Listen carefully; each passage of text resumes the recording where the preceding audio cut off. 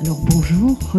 Dans le cadre des activités organisées au Salon de Namur par le Service général des lettres et du livre de la Fédération Wallonie-Bruxelles, c'est une rencontre avec Marie Saint-Dizier qui vous est proposée cet après-midi. Bonjour Marie Saint-Dizier. Marie Saint-Dizier a plus d'une corde à son arc. Elle est écrivain, traductrice. Elle a traduit des grands, Alan Albert, Quentin Blake, Maurice Sendak, Mark Twain et Roald Dahl. Elle est aussi conteuse, elle présente des spectacles, elle est animatrice d'ateliers d'écriture et de stages de formation à la création d'albums. Et elle a aussi participé à la conception de la collection Découverte Benjamin. En tant qu'auteur, Marie Saint-Dizier a publié une cinquantaine de livres. Et 4 adjectifs reviennent très souvent dans les présentations de ces livres: fantaisie, invention, humour, insolite. Et en reprenant ses premiers folios des années 80, j'en ai 2 ici, je suis très fière parce qu'ils ont été dédicacés par vous au moment de leur parution. Et c'est « Ah, si j'étais un monstre »,« Papa est un ogre » et « Mon oncle est un loup-garou ». Et donc, en voyant ces titres, on comprend que Marie Saint-Dizier a aussi une sorte d'attirance pour les histoires qui font peur. Soit dit en passant aussi, chez nous, respectivement en 84 et en 85, « Ah, si j'étais un monstre » et « Papa est un ogre » ont reçu un prix Bernard Wurzel. Marie Saint-Dizier a écrit des histoires pour tous les âges, des tout-petits aux adolescents, mais elle avoue se passionner pour le lectorat des 7-10 ans, qui, selon elle, est souvent négligé dans le paysage éditorial. Elle s'en explique dans une étude foisonnante rédigée en courts chapitres où elle aborde une multitude de questions liées à la littérature de jeunesse. Le titre de cet ouvrage, « Le pouvoir fascinant des histoires, ce que disent les livres pour enfants » publiés chez Autrement dans la collection Mutation. Et elle y dit, sur les enfants de 7 à 10 ans, « Trop grand ou trop petit serait-il un piètre public ? N'est-ce pas pourtant un âge passionnant où les enfants sont friands d'histoire, lisent Roald Dahl, peuvent découvrir Peter Pan, Alice au Pays des Merveilles, Le Jardin secret, Coraline de Neil Gaiman, le livre d'Olga de Geneviève Brissac, La maîtresse a disparu de Chris Donner. Marie Saint-Dizier a intitulé ce chapitre de son livre « Les 7-10 ans, un âge explosif ». Et c'est ce même adjectif qu'elle utilise aujourd'hui dans le titre de son intervention « Les petites filles explosives ». Marie Saint-Dizier, à vous la parole. Alors, je voudrais d'abord remercier toute l'équipe du salon du livre de jeunesse de Namur. Et ensuite, vous dire pourquoi parler des petites filles explosives. Il y a certes, à côté des petites filles modèles, des petites filles stéréotypées, bien de sortes de petites filles. Il y a des petites filles terribles, comme dans Marceline le monstre de Marie Listed. Il y a des petites filles pétillantes, comme Fifi Brin d'Acier. Il y a des petites filles colères, comme Sophie, la célèbre Sophie. Il y a des petites filles que l'on dit garçons manqués, que l'on dit vilainement garçons manqués, comme Jo March, des 4 filles du docteur March. Alors pourquoi petites filles explosives? Qu'est-ce qu'elles ont de particulier et en quoi je pense qu'elles sont particulièrement représentatives d'une utopie peut-être du féminin? D'abord, une petite fille explosive, contrairement à ce qu'on peut penser, n'explose pas forcément. Elle est ardente. Elle brûle d'un feu intérieur. Mais ce feu intérieur peut ne pas exploser. Mais quand il explosera, ce sera dans des modalités extrêmement diverses. Et c'est justement cette diversité que je trouve passionnante. Cette potentialité de réaction. Alors, est-ce que cet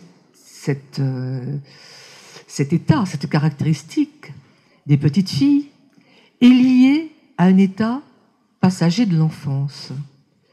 Et là, je vais vous lire un extrait des 4 filles du docteur March. C'est un dialogue extrêmement intéressant et révélateur que Joe Marsh, la jeune fille-garçon, il ne s'agit pas d'une petite fille, mais c'est un personnage tellement exemplaire que j'ai vraiment tenu à vous en parler. Le dialogue qu'elle a avec sa mère. Elle pose une question extrêmement importante.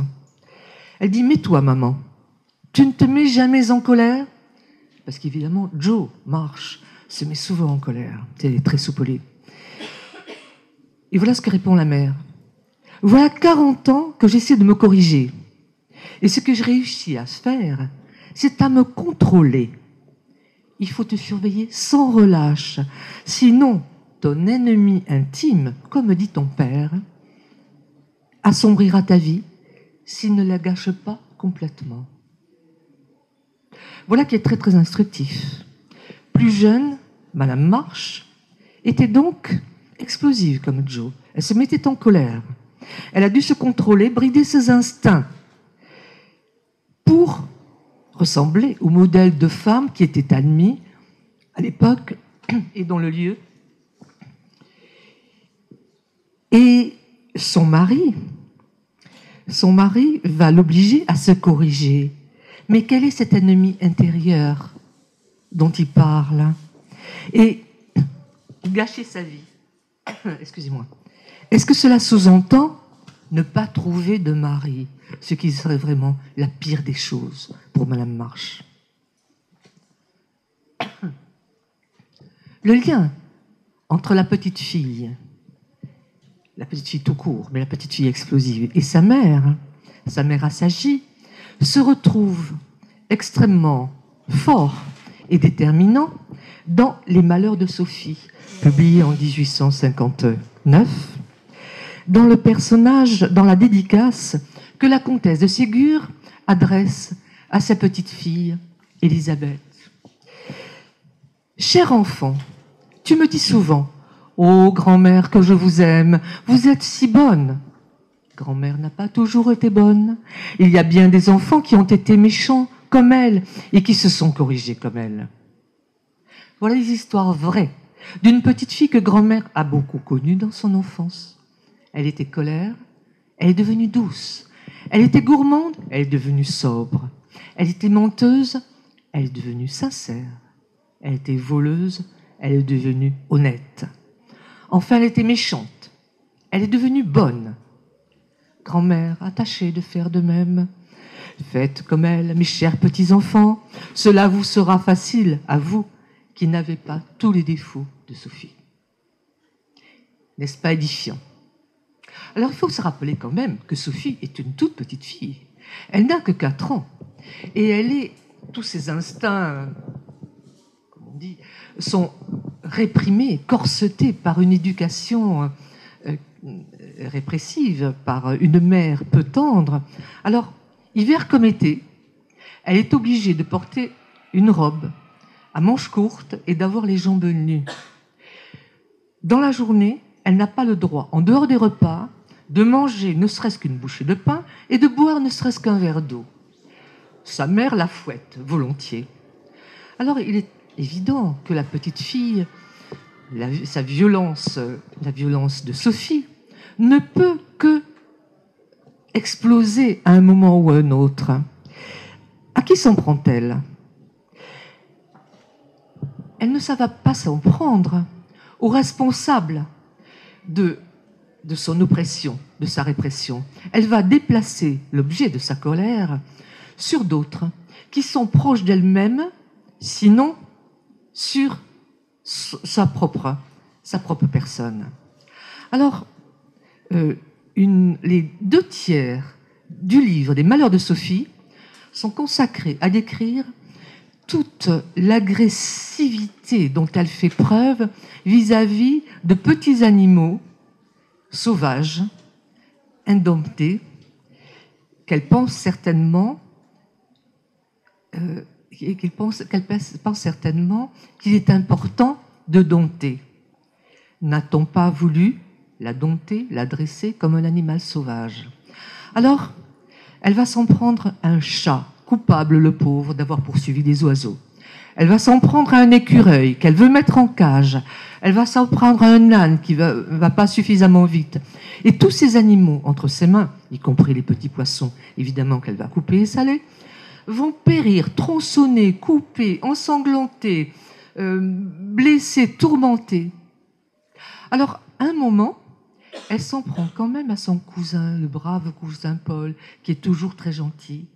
Elle va le griffer à la joue. Et les griffes, n'est-ce pas, traditionnellement, une arme de petite fille qui se laisse pousser les ongles pour pouvoir en faire une arme redoutable. Alors Sophie se présente en tout cas, comme un petit chat, mal aimé ou maltraité. Ma petite nièce de 8 ans m'a fait dernièrement une réflexion que j'ai trouvée très pertinente. Elle m'a dit, à mon avis, Sophie ne fait pas les bonnes bêtises. Est-ce qu'il existe des bonnes bêtises? Certainement, on peut penser que Sophie ne fait pas de bonnes bêtises, elle fait les mauvaises bêtises, parce qu'elle retombe sur elle. Tout le mal qu'elle désire provoquer l'éclabousse elle-même. Et c'est certainement une des raisons qui fait que l'on peut dire mauvaise bêtise. Sophie détruit, Sophie déplace l'objet de sa colère, et on voit très bien à travers elle que exploser peut être dangereux. Mais il y a encore pire que Sophie. Il y a une petite fille qui s'appelle Pauline, et elle intervient dans un conte moral qui s'appelle La triste, triste histoire de Pauline et des allumettes, écrite par le docteur Hoffmann. Il avait écrit ces contes qui sont des parodies d'histoire morale, à l'intention de son petit garçon, pour le divertir. Et ces contes sont réunis dans un livre qui s'appelle Pierre l'Ébouriffé. Alors, Pauline est toute seule. Ses parents l'ont défendu de jouer avec les allumettes. S'ils l'ont défendu, c'est que ça doit être très intéressant. Crac, elle grille une allumette. La flamme luit, c'est très très beau. Et bientôt, le feu va ravager les rideaux. Et au début, elle ne sait pas très bien ce qui se passe, mais c'est amusant, un feu. Ça crépite, c'est une sorte d'explosion dans laquelle elle va se prendre pour une espèce de petit Prométhée femelle. Elle va exulter jusqu'au moment où l'incendie va la réduire en flamme. Et ça, il s'agissait d'une très très mauvaise bêtise qui était due à une très mauvaise compréhension des interdits que lui donnaient ses parents. Alors, reprenons dès le début. Existe-t-il de bonnes bêtises que pourraient faire les petites filles et qui feraient peut-être avancer qui pourraient peut-être élargir leur vie? Simone de Beauvoir, enfant, dans les mémoires d'une jeune fille rangée, raconte comment elle fut subjuguée par le personnage de Jo March, des 4 filles du docteur March. Voilà ce qu'elle dit. Je m'identifie passionnément à Jo, l'intellectuelle. Brusque, anguleuse, Jo se perchait pour lire au faîte des arbres. Elle était bien plus garçonnière et plus hardie que moi. Mais je partageais son horreur de la couture et du mariage et du ménage. C'est un lapsus révélateur. Excusez-moi. Son amour des livres. Un mot oublié, garçonnière, à la place de garçon manqué. C'est peut-être plus joli, parce qu'il n'y a pas le mot manqué qui est très déplaisant. Jo s'appelle en réalité Joséphine. Elle refuse tout ce qui est du domaine de la fausseté, de l'hypocrisie, les conventions, les robes falbalas.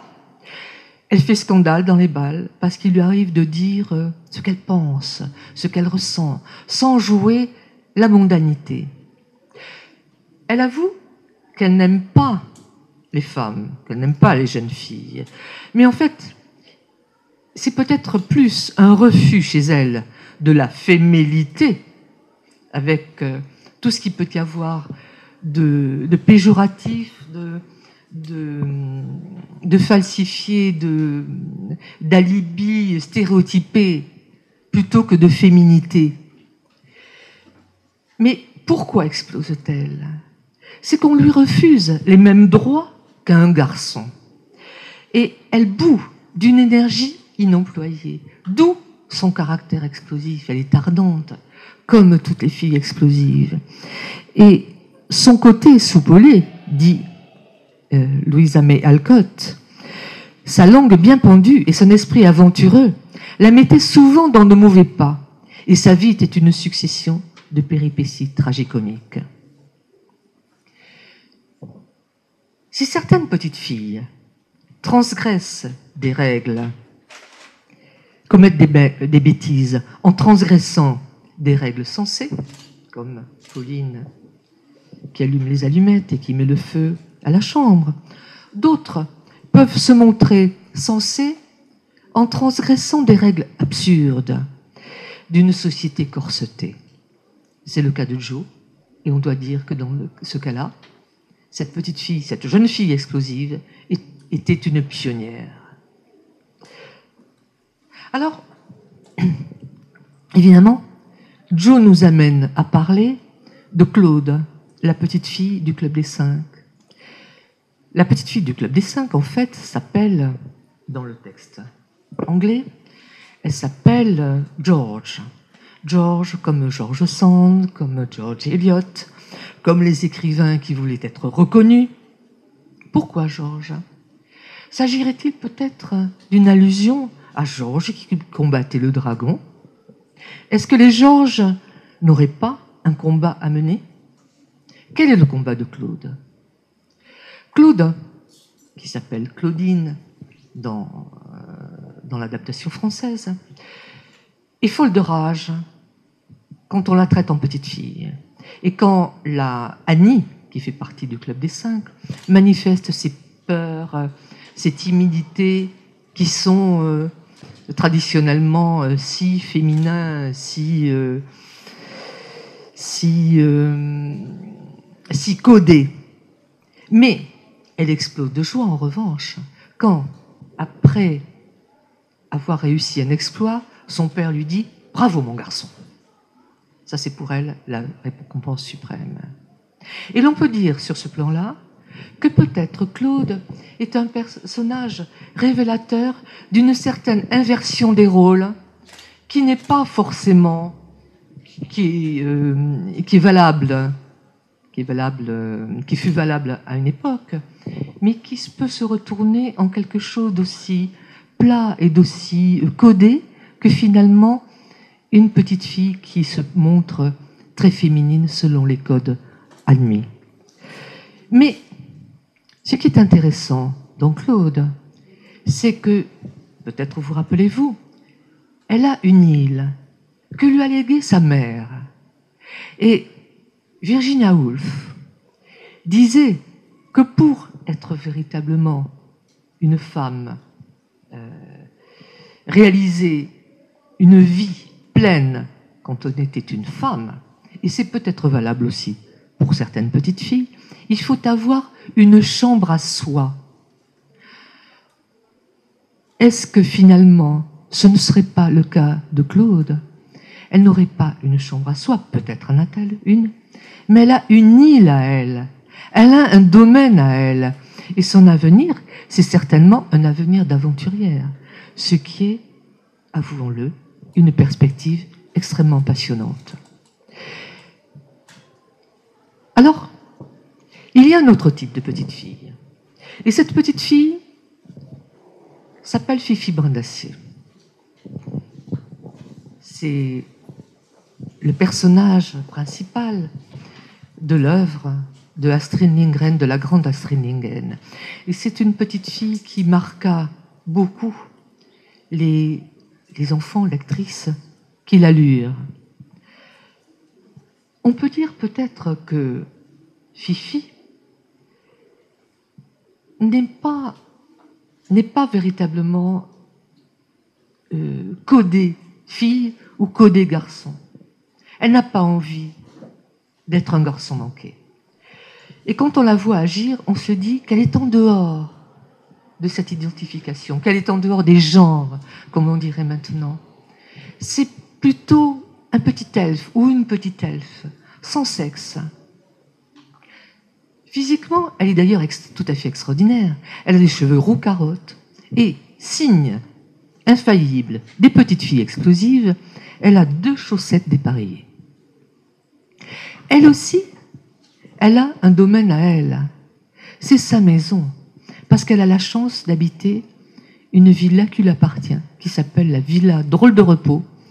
Et dans la véranda, il y a un cheval qu'elle peut porter à bout de bras, parce que c'est une petite fille extraordinairement forte. Alors, contrairement à des petites filles qui explosent parce qu'elles réagissent contre des règles contraignantes, Fifi n'a pas de règles, puisqu'elle peut faire ce qu'elle veut. Son père est pirate dans les hautes mers, et elle désire être pirate plus tard. Mais Fifi peut manger des bonbons toute la journée, si elle le veut. Elle peut aussi passer une journée à explorer les magasins pour chercher des bonbons. Elle peut, lorsqu'elle voit des voleurs, les porter à bout de bras et les lancer dans les arbres. Elle peut, si elle voit des policiers réclamer qu'elle ait des parents et qu'elle n'habite pas toute seule parce que c'est dangereux, les lancer au plafond. Fifi a le droit aussi de ne pas aller à l'école parce que les règles de l'école lui sont complètement étrangères. On peut dire que cette petite fille fait des étincelles, ce qui est une façon d'être explosif. Elle joue avec les mots. Elle a un humour extraordinaire. Par exemple, à la foire, elle dit « Est-ce que je peux rentrer à moitié prix si je promets de ne regarder que d'un œil ?» Elle se met à marcher à reculons, et lorsque ses amis très sages et dociles lui demandent pourquoi elle marche à reculons, elle leur répond « C'est un pays libre, non ?» C'est une véritable bombe ambulante. Mais, de temps en temps, elle peut exploser de juste colère. Et ça, c'est quelque chose que nous retrouverons souvent dans les personnages de petites filles explosives. Elles se mettent en colère lorsqu'il est question d'une injustice. Si des garnements s'en prennent à un enfant plus jeune, si on s'en prend à ses amis, ou si on s'en prend à un animal, Fifi devient absolument folle de rage. Alors, cette petite fille était tout à fait extraordinaire, effectivement, parce qu'elle n'avait pas besoin de règles pour être elle-même. Mais si nous pensons à ces récits que je viens de citer, ils étaient faits dans un esprit qui n'était pas revendicatif, qui n'était pas un esprit militant. C'étaient des personnages qui sortaient de l'ordinaire, mais qui n'avaient pas forcément l'intention de révolutionner la société, ou du moins, c'était d'une façon extrêmement modeste dans le cadre d'un livre. À partir des années 70 et du mouvement qui va suivre 68, avec l'apparition du féminisme, les critiques vont être de plus en plus sensibles aux stéréotypes féminins et masculins, parce qu'ils vont ensemble. Un essai publié par les éditions des femmes va synthétiser toutes les critiques qui sont formulées à l'égard de l'éducation des filles et des garçons. C'est du côté des petites filles, d'Elena Gianni Bellotti. Il cerne le rôle de la socialisation dans la définition du sexe, parce qu'il part de la constatation, du moins l'idée de Simone de Beauvoir, qui est « on ne naît pas femme, on le devient ». Et voici ce que dit Elena Giannini Bellotti. On attend de la petite fille douceur, délicatesse, calme, alors que le garçon brise tout est largement accepté. Au fond, on aime qu'il en soit ainsi. La fille brise tout ne l'est pas du tout, accepté. Son agressivité, sa curiosité, sa vitalité effraient. Et toutes les techniques possibles pour l'induire à modifier son comportement sont mises en œuvre. Dans cette ligne vont paraître quelques albums que l'on considère maintenant comme assez dépassés, mais qui ont eu une certaine valeur de mise en question. Et je voudrais vous parler d'un album dont a parlé Christian Bruel pour ceux qui étaient là ce matin, d'un album qui s'appelle Rose Bonbonne de Nella Bosnia et Adela Turin. Il a été réédité il y a quelque temps sous le nom de Rose Bonbon. Il est paru en 1976 aux éditions des Femmes. Alors, c'est un monde où les éléphanteaux sont gris et où les éléphantines sont roses. Et Pâquerette, qui est une éléphantine, se rappelle et est absolument harcelée par la horde des éléphantes qui lui disent que pour trouver un mari, il faut qu'elle soit rose. Et pour cela, il faut qu'elle se nourrisse de pivoine et d'anémone, merci. Voilà, j'avais un petit doute. Et elle est dans un enclos séparé des éléphantaux qui, eux, sont gris et qui jouent avec les flaques, qui jouent piétinés dans la boue. Et la pauvre Pâquerette est très triste parce que malgré son régime et malgré ses falbalas un petit peu grotesques, elle a des roses dans les cheveux, elle n'arrive pas à devenir rose. Alors un jour, elle décide que tant pis. Elle sort de l'enclos et elle va rejoindre les éléphantaux. Alors, je m'étais un petit peu trompée en lisant ce livre parce qu'évidemment, on interprète toujours les livres à sa façon. J'avais cru qu'elle allait jouer, qu'elle ne voulait pas devenir rose parce qu'elle voulait jouer dans la boue avec les éléphantaux. Et en fait, ce n'est pas ça. Elle s'en va. Et puis les éléphantines vont se dire que c'est finalement très bien d'être gris, c'est une belle couleur, c'est une très très belle couleur. Mais on ne dit pas qu'elle va jouer dans la boue. Et c'est malgré tout quelque chose que l'on peut imaginer, mais ça n'a pas lieu dans l'album. Alors, quand on y pense, on se dit que c'est quand même assez incroyable qu'on ait pu faire ça, parce qu'on ne voit que le côté féminin, mais on pourrait imaginer un album qui soit à l'inverse. C'est un petit éléphanteau, c'est un éléphanteau qui est gris et qui trouve que la couleur grise est bien triste et qui voudrait aller jouer à la poupée ou se faire la farandole avec les éléphantines et qui prie pour être rose, s'il prie, et qui tout d'un coup devient rose et tout est bien qui finit bien. En fait, le féminin et le masculin font partie de l'humain. Ce sont des explorations possibles. Et la revendication de Pâquerette est tout aussi importante et légitime que la revendication d'un éléphanteau qui souhaiterait avoir une belle couleur rose. En plus, il est quand même assez étonnant que on considère que c'est une libération d'avoir la couleur du neutre, c'est-à-dire la couleur de l'élément dominant, l'élément mâle dominant. Mais, en 1975, parut un livre qui s'appelait « Julie qui avait une ombre de garçon » de Christian Bruel et Anne Baudelec, aux éditions du Sourire qui mord. Alors, cet album, fut au contraire un album qui fit date, parce qu'il s'occupait des stéréotypes de tout genre, les stéréotypes concernant le féminin et les stéréotypes concernant le masculin.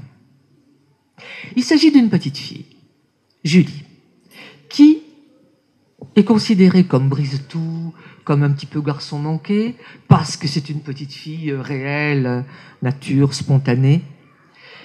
Et à force d'entendre dire que c'est un garçon manqué, elle va se réveiller un jour avec une ombre collée à ses pieds. Et lorsque l'ombre va effectuer une action en tant que garçon, la petite fille va effectuer une action en tant que fille, ou du moins l'inverse. Lorsque la petite fille va servir gentiment la table, on va voir le garçon qui, image stéréotypée, envoie les assiettes en vrac se casser dans la pièce. On va voir la petite fille faire pipi assise, on va voir l'ombre de garçon faire pipi debout, etc., dans le genre des stéréotypes. La petite fille, Julie, désespérée, va se réfugier dans un cimetière à l'ombre de Charles Perrault.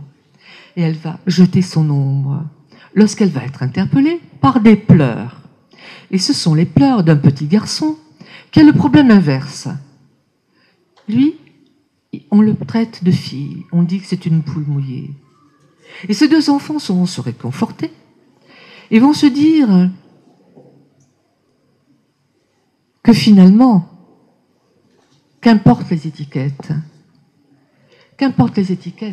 on peut être fille ou garçon quand on le veut. Moi, je crois qu'on peut être fille ou garçon, les deux à la fois si on veut. Tant pis pour les étiquettes.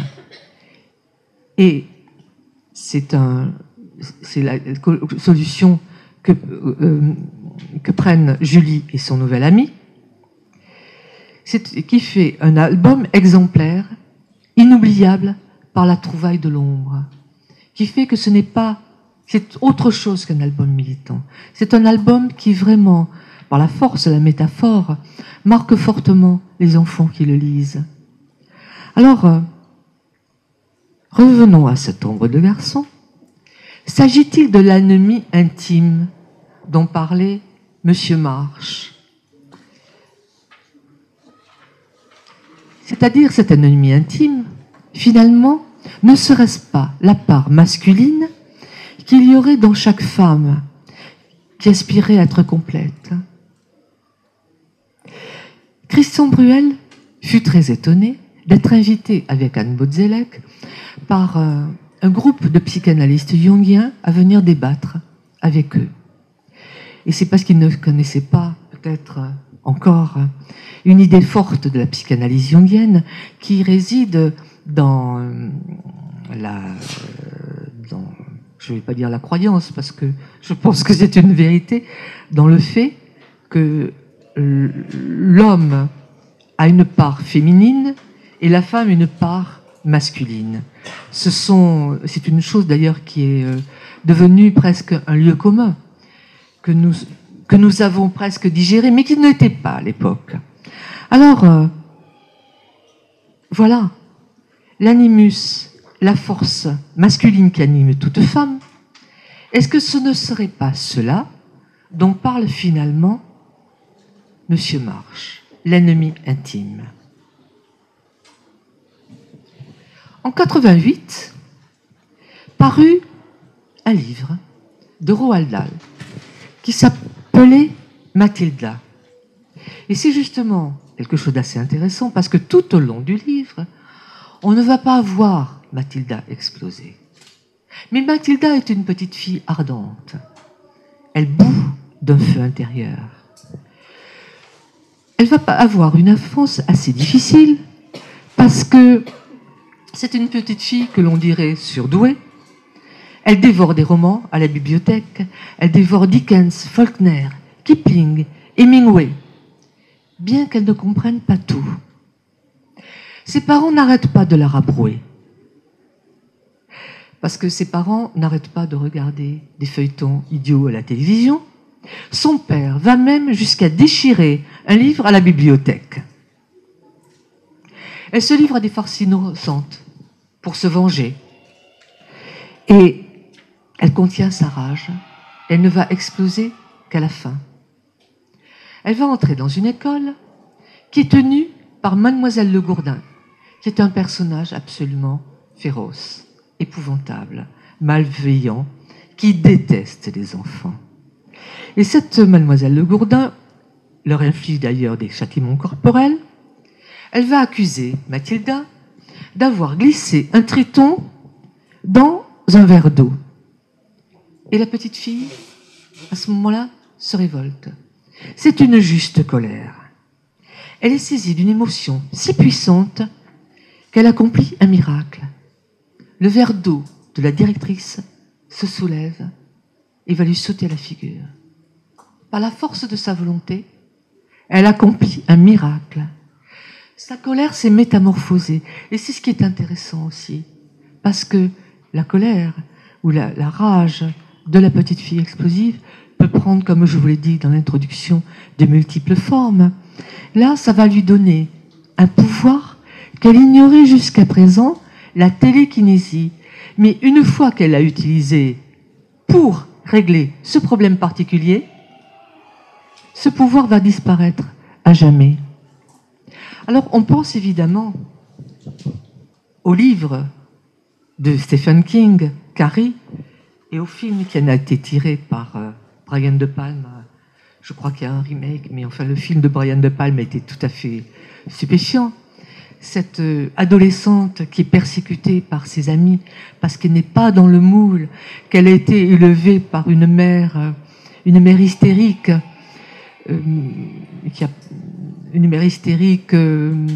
qui fait partie d'une secte religieuse, qui ne sait même pas, qui a élevé sa petite fille sans même lui apprendre ce que c'est que les règles, et qui va être moquée et martyrisée par toutes les filles de son âge, jusqu'à finir au bal de la promotion.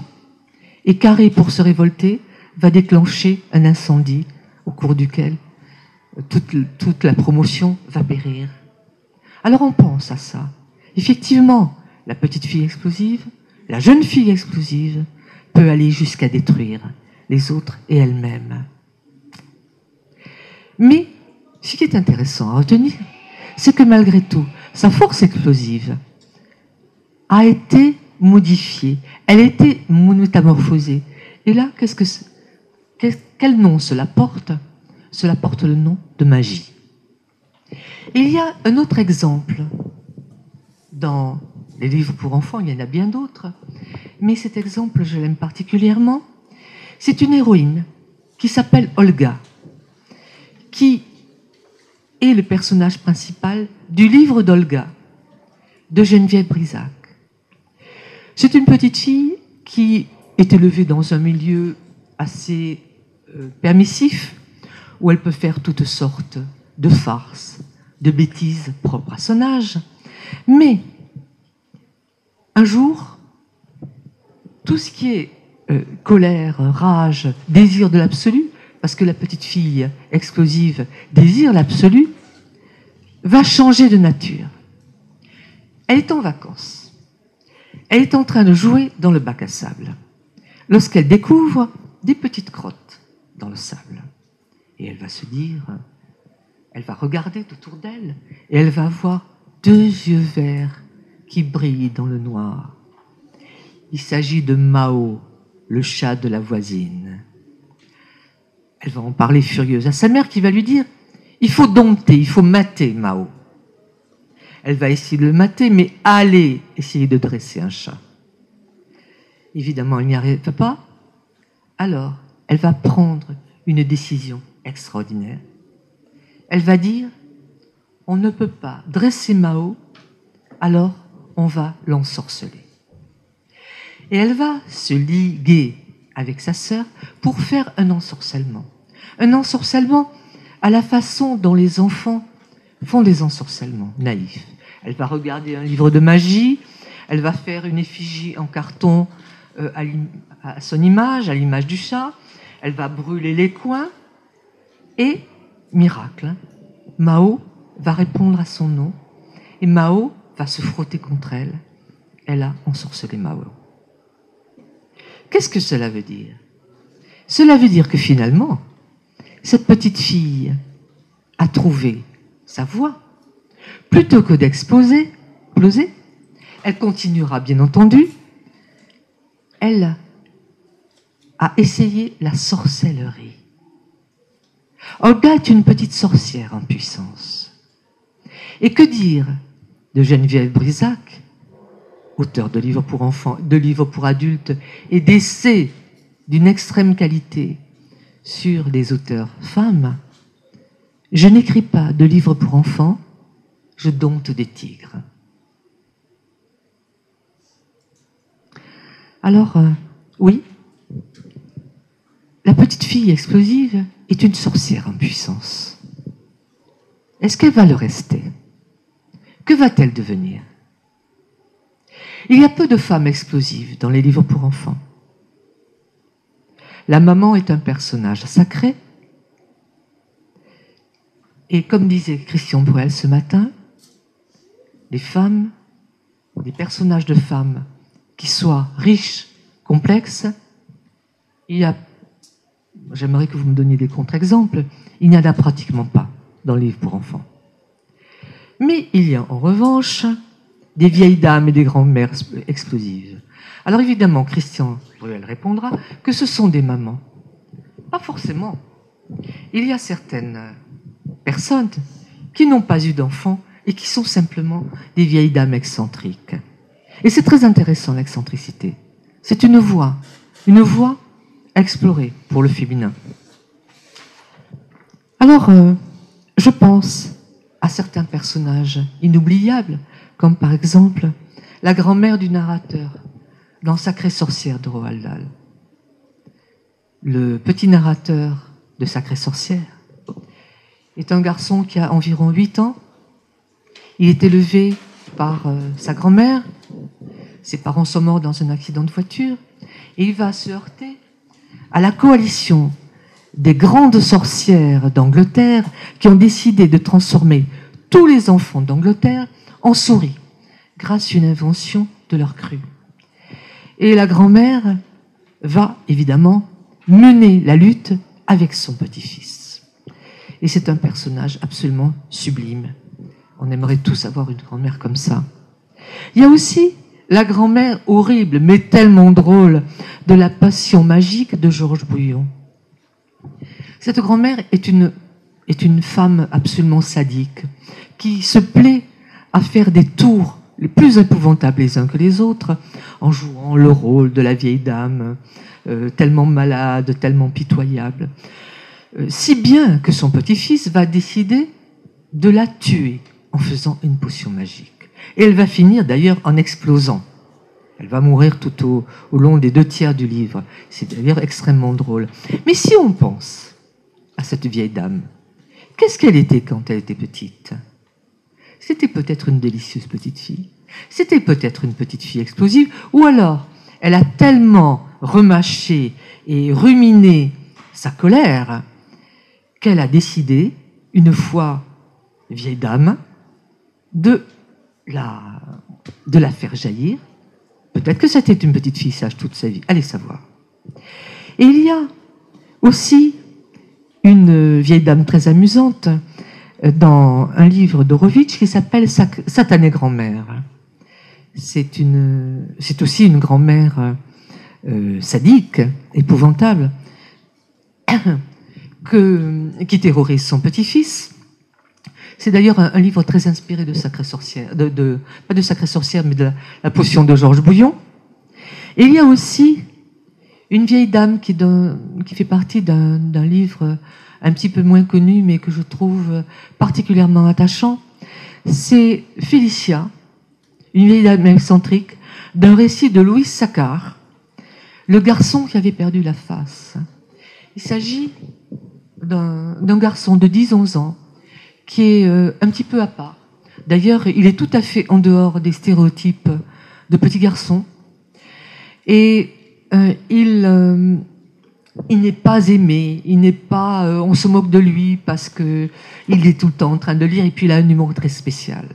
Alors il décide de suivre pendant un certain temps la bande des garçons, des horribles garçons batailleurs et idiots de la classe qui vont faire une virée chez une vieille dame dont on dit qu'elle est sorcière. Et ces garçons vont être absolument épouvantables avec eux. Ils sont invités par elle leur fait un jus de citron, et ils vont la faire tomber, et le petit garçon va subir un sort. Il va lui dire: ton doppelganger rejaillira sur toi. Et tout ce qu'il a fait subir à cette vieille dame va rejaillir sur lui en boucle. Cette vieille dame est un personnage extrêmement attachant, parce qu'on se dit certainement que c'est une sorcière, puisque tous les malheurs qui arrivent à cet enfant, David, sont causés peut-être par un sort. Et à la fin, il va la rencontrer. C'est une artiste, elle fait des masques, et elle va le désensorceler. Alors, à quoi reconnaît-on que c'est une petite fille explosive, ou qu'elle était une petite fille explosive? Lorsqu'elle est par terre, lorsqu'un des horribles garçons la fait tomber de son fauteuil, David, le héros, s'aperçoit qu'elle a 2 chaussettes dépareillées. Et ça, c'est la marque infaillible des petites filles explosives. Et il va imaginer que, certainement, avant d'avoir les cheveux blancs, elle avait les cheveux roux carotte. Et cette vieille dame est peut-être un petit peu à part parce que ce n'est pas une mère. Les autres étaient des grands-mères, mais elle n'a pas d'enfants. Elle a des neveux. Ce n'est pas la même chose. Alors,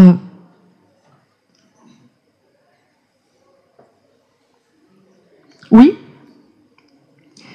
c'est très important dans une société où les petites filles sont tellement soumises à des impératifs de normalité, aux impératifs de l'ère du temps, de se dire qu'il y a quelque chose qui a une potentialité extraordinairement riche dans le fait de brûler de ce feu qui fait les petites filles explosives. Quelle femme cela va donner? On ne sait pas. Être une vieille dame, c'est peut-être plus facile que d'être une femme. On ne sait pas. Je ne sais pas encore. Je saurai bientôt.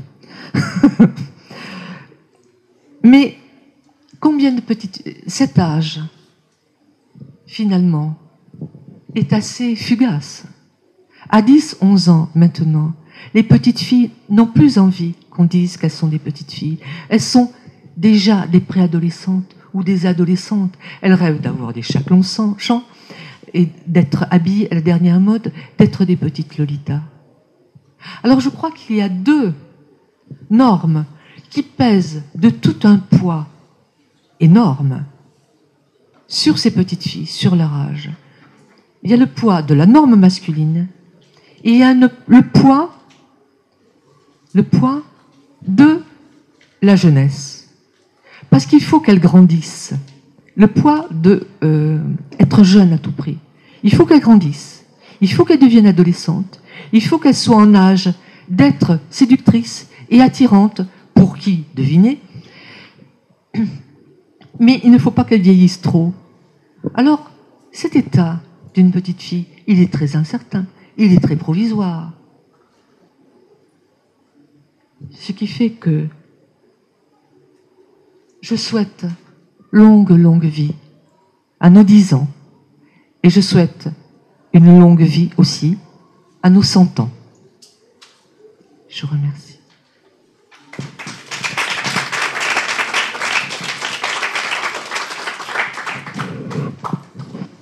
Merci Marie Saint-Dizier d'avoir rassemblé en 60 minutes une série de petites filles que nous avions toutes rencontrées, mais peut-être un peu oubliées pour certaines. Maintenant, c'est à vous de prendre la parole si vous avez des questions ou des réactions à ce que vous venez d'entendre, des suggestions peut-être. Par rapport à ce que vous avez signalé de l'absence de mère fantaisiste dans la littérature pour enfants, c'est très vrai et je pense que c'est très difficile parce que le parent direct, si on l'affiche, si on lui donne trop de personnalité dans un discours enfant, il risque de bouffer la fantaisie de l'enfant. Par contre, la grand-mère ou le grand-père bon, n'est pas directement dans le quotidien, donc cette image-là. Si on introduit un parent avec une personnalité trop... Je suis tout à fait d'accord. Ça va être épouvantable pour l'enfant. Je suis tout à fait d'accord, c'est écrasant pour un enfant. Oui, et d'ailleurs c'est pour ça que dans Verte de Marie Desplechin, que je n'ai pas cité parce que pour moi c'est un petit peu à part et qu'il ne faut pas mettre toutes les petites filles dans le même panier. Le personnage explosif, c'est la grand-mère. La mère, elle est à peu près normale. Alors, dommage qu'on ne peut pas quand même... Mais c'est dommage, ça c'est terrible pour une femme, pour une mère, mais le personnage de la mère c'est sacré, il faut qu'elle montre la norme. C'est le père, peut-être même dans l'image. Parce qu'elle est... Dans l'image. Oui, c'est vrai. Le père peut être peut-être un aventurier. Oui, c'est peut-être un pirate. Et la mère. Oui, c'est exact, oui. Comment on pourrait la situer sans oui. qu'elle soit la folle. Alors, il y a des personnages de mères excentriques, mais c'est pas véritablement des femmes excentriques. Ce sont des cas sociaux. Ah oui. Ou alors ma mère est impossible. Oui. Ma mère est impossible. Ah oui. C'est ça. Voilà, ma mère est impossible. Ma mère est un cas social. Elle boit, elle se drogue, elle se prostitue. Enfin, bon. C'est vrai, ça existe, ça. Ça existe, et avec toute la panoplie déclinée des choses horribles que peuvent faire des mères. Avec des petites filles très raisonnables qui décident, bien obligées, les pauvres. Oui, c'est terrible, mais bon, des livres qui sont très très proches de la réalité et qui n'ont pas l'écart vis-à-vis de la fiction qui est un petit peu stimulant pour un enfant. C'est-à-dire des livres où l'enfant lecteur est obligé de s'identifier et pas se projeter. Ce qui est intéressant dans les personnages dont j'ai parlé, c'est qu'il y a Fifi Brin d'Acier, on se projette en elle. On ne dit pas je suis Fifi Brin d'Acier, je voudrais être Fifi Brin d'Acier. Mais on ne dit pas... Elle n'a plus sa mère. Oui, absolument. Ça, c'est quelque chose que j'ai oublié de faire. J'étais absolument paniquée par cette conférence. Je l'ai fait en fait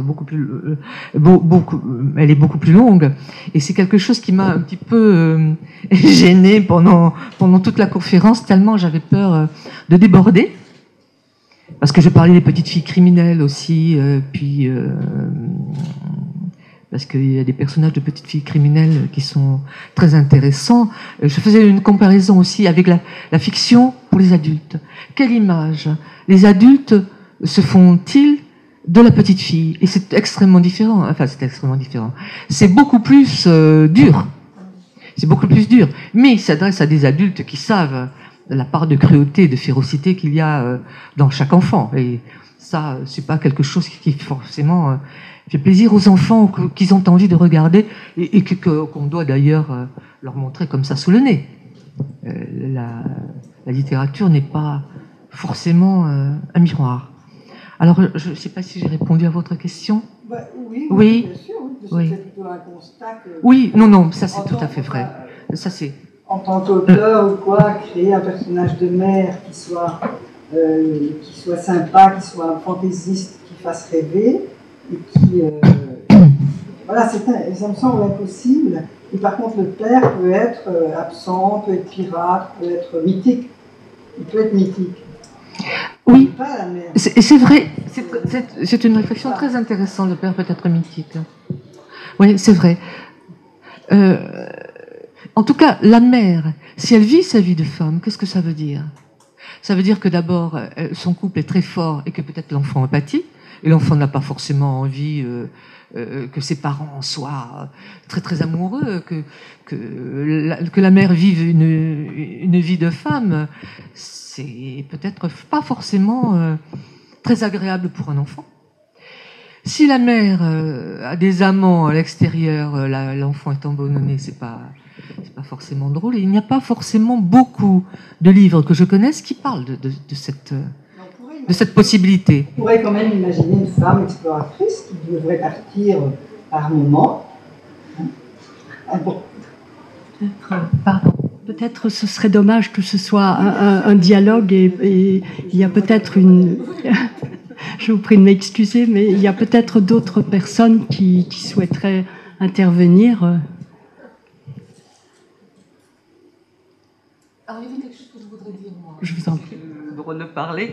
J'ai un petit peu passé sur la conclusion lorsque je dis que c'est impératif d'être jeune à tout prix. Et il y a une phrase d'Isabelle Jean que j'aime beaucoup dire et répéter.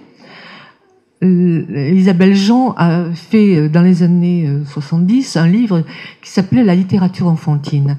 Et évidemment, ça n'a pas forcément plu à tout le monde, parce que littérature enfantine, ça pourrait donné l'impression que c'est quelque chose qui est rabaissé, parce que le mot enfantin paraîtrait un petit peu dérisoire, puéril. Et elle dit qu'elle tient à ce mot, parce qu'il est joli, et qu'elle trouve que littérature de jeunesse, ce n'est pas poétique. Je suis tout à fait d'accord avec ça. Et puis, son argument, pour moi c'est un argument massu, c'est que les enfants ne sont pas des jeunes. Alors il faut savoir de quoi on parle. Est-ce qu'on parle des livres pour enfants, ou est-ce qu'on parle... Parce que dans la littérature de jeunesse, il y a livres pour enfants, et il y a livres, effectivement, de jeunesse qui s'adressent aux adolescents. Mais les albums, les récits pour les enfants et les livres pour adolescents, ce sont vraiment 3 genres extrêmement différents. On n'a pas forcément à mettre les mêmes mots sur des œuvres aussi différentes. Alors, moi, j'avoue que je parle de livres pour enfants et je ne parle pas de livres pour jeunes. Et ce mot « jeune », ça a tellement envahi toutes les sphères que nous connaissons que, effectivement, c'est une pression sur les enfants, et je pense plus une pression encore sur les petites filles qui veulent exister grâce à leur apparence. Et là, j'avais envie, si j'avais eu un petit peu plus de temps, je vous aurais montré à la fin un extrait d'un film que j'aime beaucoup, que vous avez peut-être vu, et si vous ne l'avez pas vu, je vous incite à le voir de toute urgence. C'est Little Miss Sunshine. Alors, le final est absolument génial. Et il s'agit d'une petite fille qui s'appelle Olive, c'est un prénom d'ailleurs assez rigolo. Elle est, je vous raconte pas tout le film parce que chacun a son importance, tous les personnages ont leur importance. Cette petite fille va sauver la famille qui n'a pas d'argent parce qu'elle a été choisie pour participer à un concours de beauté. Alors, les petites filles qui se présentent à des concours de beauté, évidemment, c'est pas n'importe quelle petite fille. Elles sont très coquettes, très féminines, elles sont maquillées, et puis elles ont des gestes qui sont féminins, qui sont juste à la lisière de ce qui est permis pour une petite fille, mais copiant malgré tout le modèle de la femme ou la jeune fille. Et Olive, à la fin du film, dans la prestation qu'elle va faire, va être absolument géniale. Parce qu'elle va imiter les plus grandes. Elle va imiter les jeunes filles, les adolescentes ou les femmes. Et elle va improviser un striptease. Elle va enlever son t-shirt, se trouver en soutien-gorge. Ça pourrait être odieux, ça pourrait être trouble. C'est génial.